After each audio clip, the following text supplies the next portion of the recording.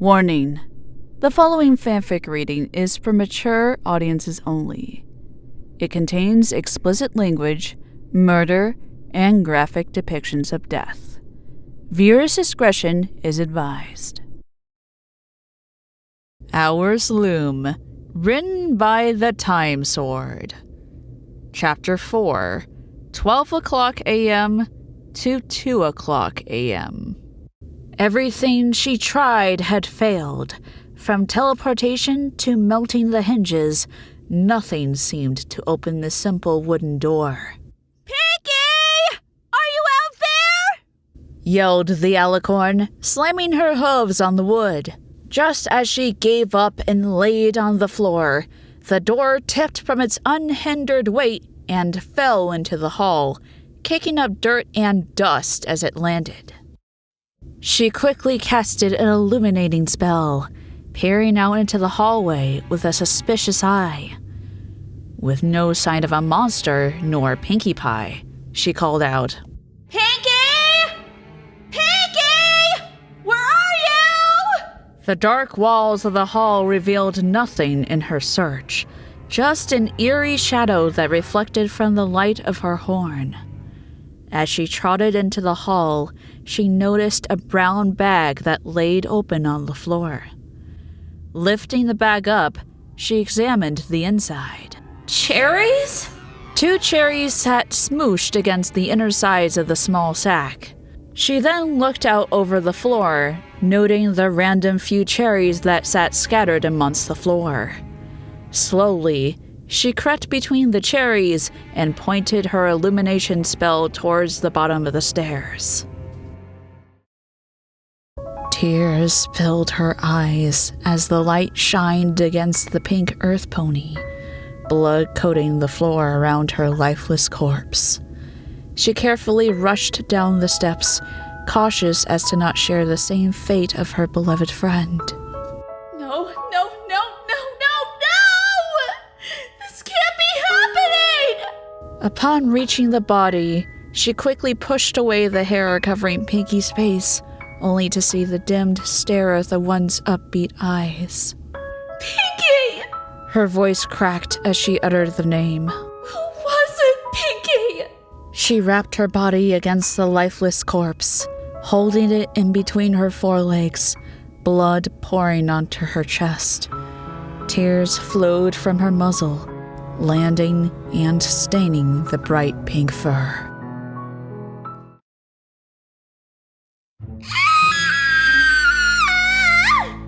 The screaming echoed within the halls, startling Fluttershy and Rainbow Dash, who were making their way back to the entrance where they had gotten turned around. Even with the candlelight, we still managed to lose track of where we came from. This castle is way too big. I know what you mean. It's like this place was designed after one of the temples in a Daring Do book. Except, a lot less spiked traps and alligators. They were deep in the back section of the castle. Many of the rooms had yet to be utilized, or were meant to facilitate other rooms. Piles of books lined the walls, all holding signs with directions specified for each pile. Rainbow used her one good wing to raise a lantern to one of the piles, noticing many were meant for libraries in far-off towns. Dash? I don't remember feeling any of these books on the way in. Are you sure we're going the right way? Beats me, Shy. The amount of books here makes me think we're somehow in the upstairs library. You sure that closet didn't have a secret door we stumbled through? Fluttershy raised the lantern, looking down the hall as they rounded a corner. The pathway led to more shut doors and piles of books against the walls. Well, I know we didn't come through a door to get here.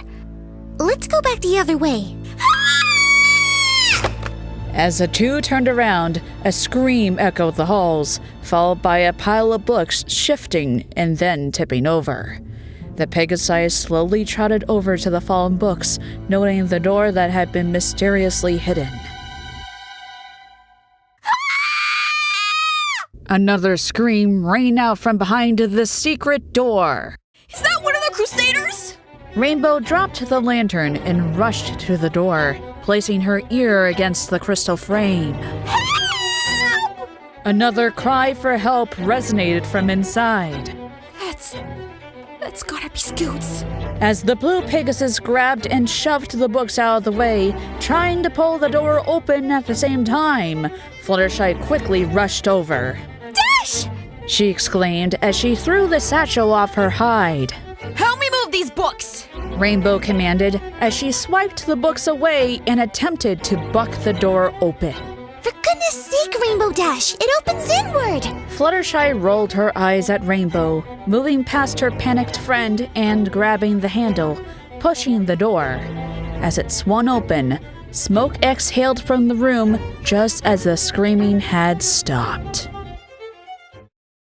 The foal was strapped to a pole and surrounded by newspapers.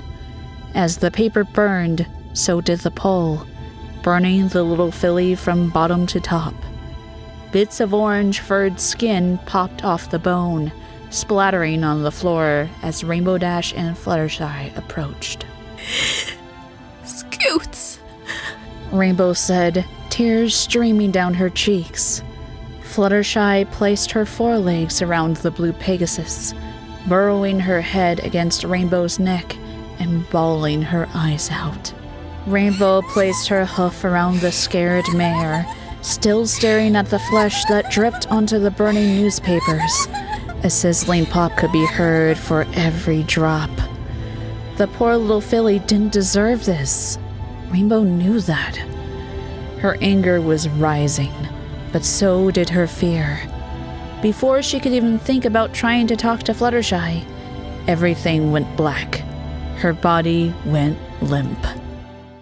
Rainbow's body slumped against Fluttershy's face, pushing past her and slamming to the ground, out cold. Rainbow? She said, looking down with tears still streaming on cheeks. As she wiped her eyes, she looked around to see if something had hit Rainbow, unfortunately at the wrong time.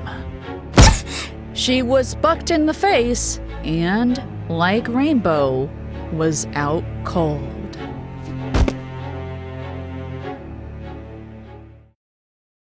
Shining Armor had returned to the foyer, finding no trace of the mares he sent to wait. He debated on whether or not to head up the stairs to the rest of the castle, or check the lower halls. Screams had come in from all directions, but a silhouette in the darkness caught his eye. He headed through a hall to the side of the stairs, carefully dimming his light in the hopes to not be seen by a possible enemy. As he came upon the kitchen, he could hear the rain hitting the castle, splashing against puddles of water. A light already shined in the room, but the rain covered any sound that some pony could be making. Peeking through the open kitchen doors revealed the light to be a candle on the counter. He slowly entered the room, carefully checking his corners as he entered. Just as he crossed the threshold, the reason the ring was so clear and loud became obvious. The door to the outside was open. With no one seemingly hidden behind any counter or chair, he drew close to the back door. Did they find a way out? Muddy hoof prints were tracked in from the outside. He followed the mud all the way to one of the counters where they ceased to exist. He noted that whoever came in would probably still have mud on their hooves. With the door still open, he decided to run outside. With no idea if all the mares had escaped or not, he knew he couldn't leave. A signal flare above the clouds would have to do. He used his magic to shoot a bolt into the air, to which it exploded into several pink and purple lights lasting for a short while. This was the Canterlot Royal Guard's distress signal, and if any pony saw it, they'd come to the rescue. He turned and went back inside, his fur soaked to the bone. The candle had been snuffed out, dimming the entire kitchen. After he casted another illumination spell, he noticed the two filly-sized bodies that were swinging upside down, tied by rope from their back legs to the ceiling. He rushed over to the two ropes, only to look on in horror as he found their whole bodies were covered in dried mud. With a few swift smacks of a hoof, the dirt fell apart, revealing a filly of white. He smacked more along the neck and down the head, eventually finding the suffocated face of Sweetie Belle. Her eyes had already rolled into the back of her head, and more mud had been poured down into her throat. The sight of children being mutilated was far more than he could handle, especially in such a gruesome way. His stomach couldn't take it, and he began to violently vomit on the ground, the remnants of cake still visible. Perhaps this was a good thing, though, as once he finished, he looked up at the cabinets, noting the red droplets that had fallen to the floor in front of them. Painted in dark red, the words, "Your wife," could be read. The look of shock and horror filled his face, then turned to anger as he snarled, stomping his hooves and rushing out of the room. He was determined to find his beloved.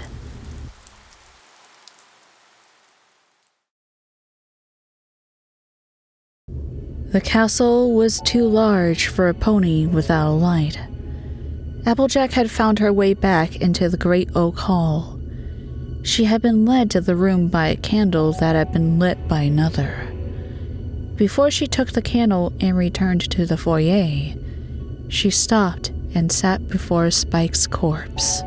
"Oh, Spike," she whispered to herself, her Stetson lowered in front of her face.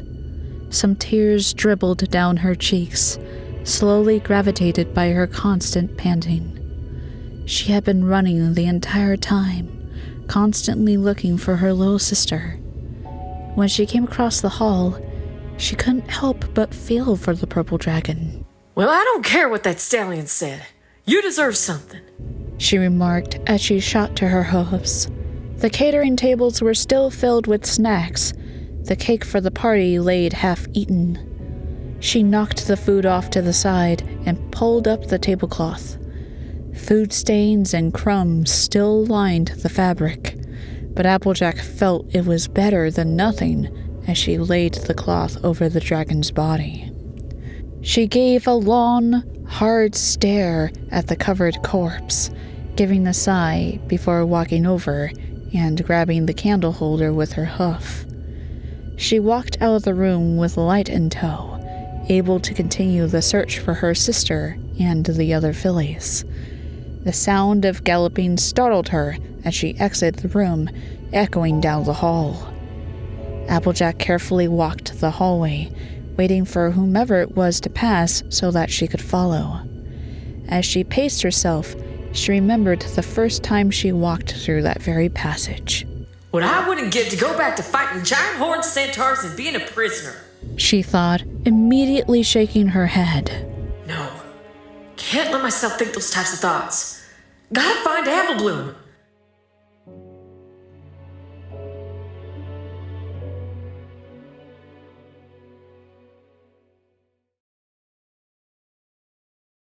Twilight remained clung to the bloodied corpse of her close friend. Tears solidified against her cheeks. Blood stained her purple fur. Her eyes had ran dry. She no longer cried for her dead friend. Though the tears had halted, her mind was lost in a dark depression, which grew even darker as each minute passed. The clattering sound of some pony walking up the stairs snapped her out of her dark stupor. She raised her head and illuminated the area around her, barely having the strength to cast any form of magic. She opened her mouth to call out to the unknown, but she failed to speak. To the alicorn's surprise, the white unicorn trotted up the stairs. Rarity's light shined bright, illuminating the tired, tear-soaked face of the alicorn. She halted herself as she locked eyes with Twilight, her mouth agape from the shock of seeing her blood-soaked friend and the body that laid beneath her. Her eyes filled with tears, causing Twilight's to swell up as well. Before Twilight could speak, she rushed over and placed her forelegs around the alicorn's neck, embracing her in an exhausted hug. As she held her, she asked, What happened, Twilight? I don't know! Twilight yelled, her crying in full blast. The two held each other, crying and sniffling into the other's fur. Have you? She paused, taking a moment to sniffle and rub her eye. Have you seen any of the others? I left Cadence downstairs. Twilight pulled away from the unicorn's embrace, looking down at the pink body below her. No. We have to get out of here, Twilight. Rarity placed a hoof on the pink mane and gently brushed it. You're the only one that knows all the exits of this castle. Do you think we can find another door out? Twilight sniffled, slowly calming herself from her hysterics. Well, since the front door is locked, we could try the kitchen or maybe the back door in the basement. Rarity frowned and gave a nod, wiping the alicorn's tears away. Then we should try the kitchen first. We have to get out of here and call for help. You're right. Replied Twilight as she slowly stood to her hooves. Would you mind going on ahead? She paused, placing a hoof on Pinky's body. I'd like just a few minutes with the poor girl. Twilight gave a nod, allowing her request. As the alicorn took a step down the stairs, Rarity spoke up. Oh, and if you find my sister or the other crusaders, take them to the exit with you. If the exit is open, just go. I don't care who you have with you. None of those innocent fillies should have to suffer the pain that we are. Surprised by the sudden mention of the fillies, Twilight turned her head back to look at Rarity. Leave? Shouldn't I come back for you? For the others? Aren't you coming with me? I will. I'll catch up to you, but I won't be leaving. The unicorn replied as she stared down at the pink body.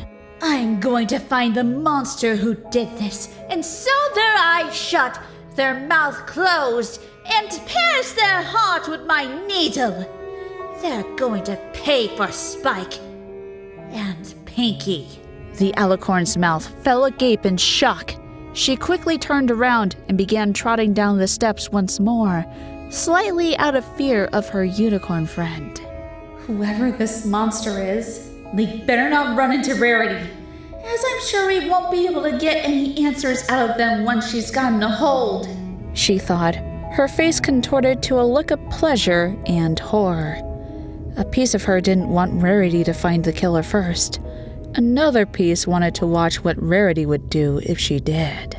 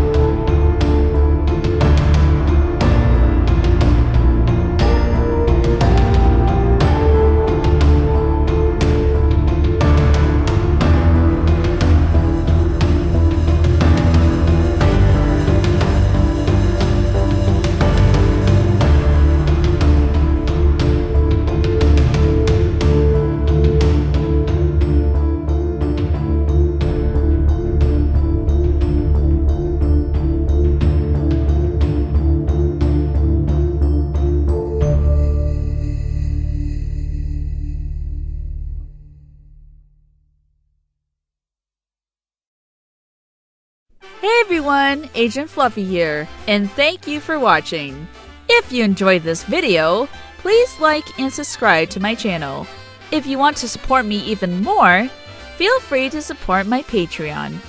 The links are right here.